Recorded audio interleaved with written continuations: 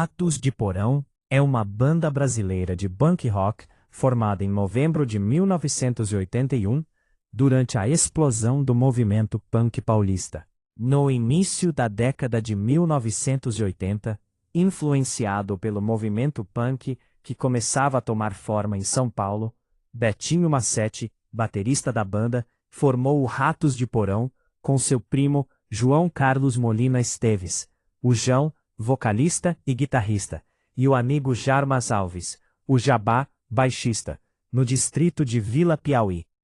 Em 1982 participam do festival O Começo do Fim do Mundo, que reuniu 20 bandas no Sesc Pompeia, em São Paulo, tornando-se um marco do movimento punk brasileiro.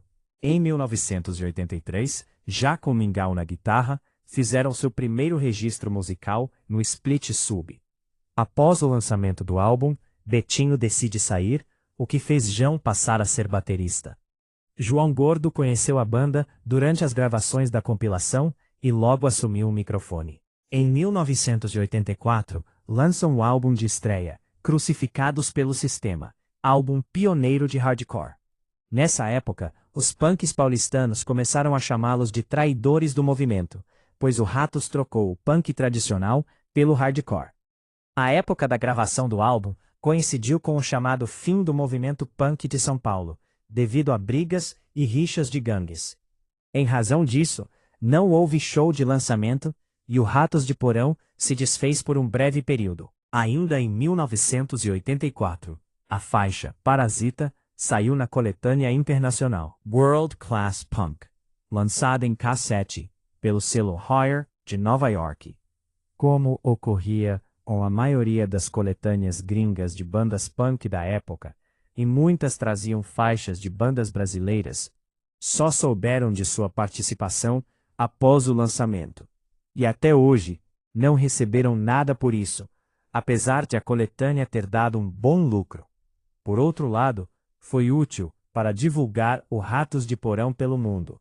Muitos anos depois, essa coletânea foi relançada em CD. Voltaram em 1985 com a formação original, com o João assumindo os vocais e guitarra, Jabá no baixo e Betinho na bateria, e gravaram um álbum split com o Cólera, ao vivo no Lira Paulistana, durante o show de lançamento do LP Tente Mudar o Amanhã. Após o lançamento do split com o Cólera, João Gordo retorna à banda com a proposta de fazer um som mais crossover thrash, influenciado principalmente por bandas como DRI e Broken Bones. A formação com Gordo, João, Jabá e Betinho participa da gravação da coletânea Ataque Sonoro, que se torna a única gravação em que Gordo e Betinho participam juntos.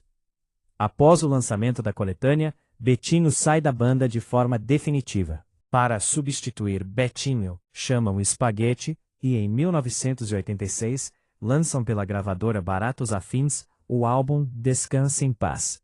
Devido à influência do thrash metal no som, a banda foi chamada de traidora por alguns punks. Em 1987, assinam com a Cogumelo Discos, gravadora célebre por lançamentos de metal, e lançam o álbum Cada Dia Mais Sujo e Agressivo, em duas versões, uma em português e outra em inglês.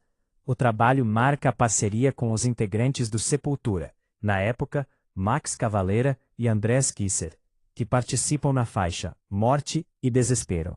Nessa época, também fazem o primeiro show com bandas dos gêneros musicais punk e metal do Brasil, como o Sepultura.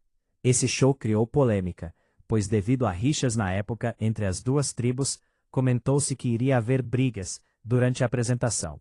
Mas o show ocorreu sem nenhum conflito. Devido à divulgação de Cada Dia Mais Sujo e Agressivo no exterior, a banda assina com a gravadora holandesa Roadrunner Records. Em 1989 gravam na Alemanha o álbum Brasil, produzido por Harris Johns, também em duas línguas, com a capa desenhada pelo autor de quadrinhos, Underground Paulistano Marcacci, que alguns anos depois lançou duas edições do RDP Comics, uma revista de histórias em quadrinhos do Ratos de Porão.